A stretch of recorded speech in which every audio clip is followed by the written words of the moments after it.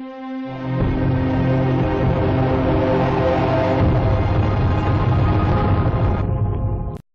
has officially announced plans to trash the Constitution. Obama has officially announced plans to trash the Constitution and move forward with a socialist corporatist dictatorship without input from Congress or the American people.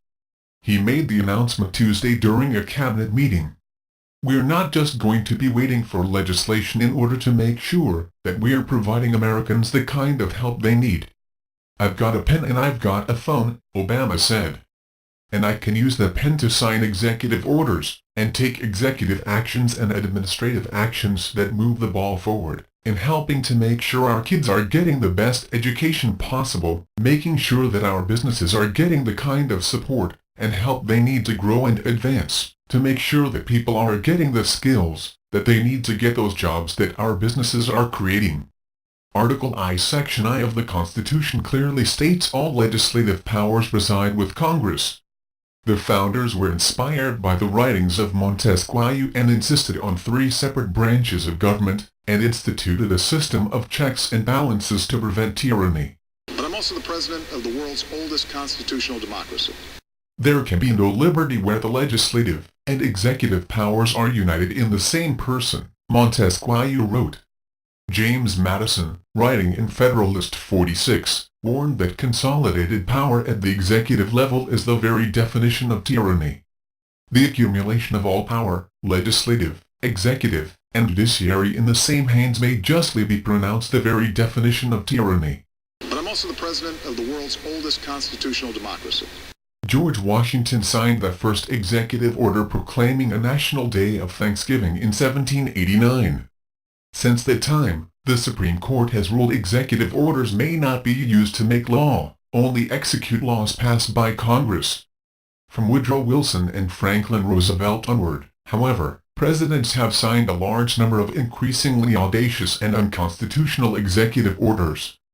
Obama, lacking the charm of Franklin Roosevelt, nevertheless seeks to follow his path in growing executive power, writes David Davenport. Starting with President Woodrow Wilson, and culminating in Roosevelt's New Deal, progressives sought to undermine the power of the legislature in favor of consolidating power in the executive branch.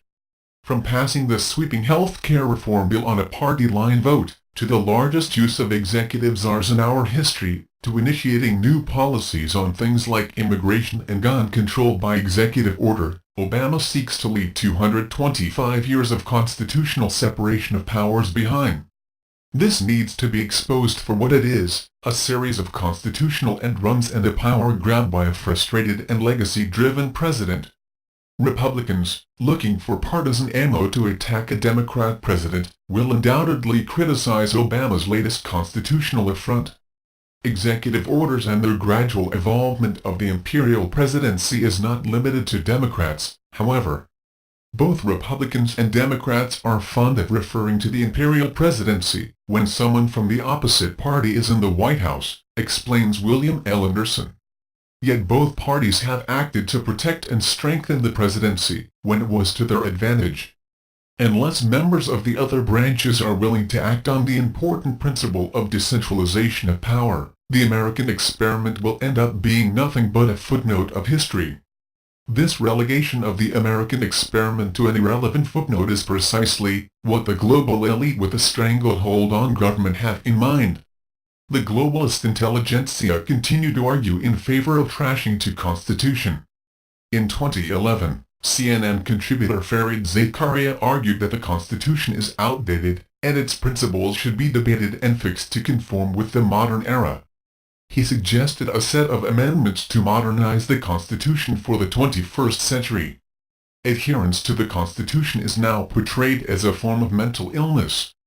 Indeed, there is something infantile in the belief of the Constitution worshippers that the complex political arguments of today can be settled by simple fidelity to a document written in the 18th century, the editors The Economist wrote in late 2010. When history is turned into scripture and men into deities, truth is the victim. The Constitution stands between the global elite and their plan to reduce America to an economic and cultural ruin. Natural rights and individual sovereignty are intractable obstacles, and must be destroyed. if a one-world totalitarian government is to be realized. Obama's latest comments on the plan to impose executive decrees as usual, for the sake of the children, sets the stage for the next phase of dictatorial government and the dismantlement of the Constitution and its relegation to the dustbin of history. But I'm also the president of the world's oldest constitutional democracy. We are not just going to be waiting for legislation in order to make sure that we're providing Americans the kind of help that they need. I've got a pen and I've got a phone.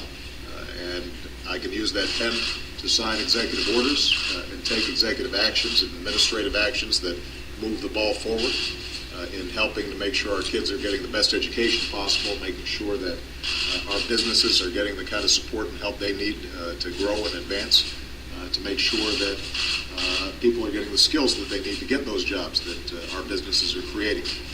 And I've got a phone that allows me to convene Americans from every walk of life, nonprofits, businesses, the private sector, universities, to try to bring more and more Americans together around what I think is a unifying theme, making sure that this is a country where if you work hard, you can make it.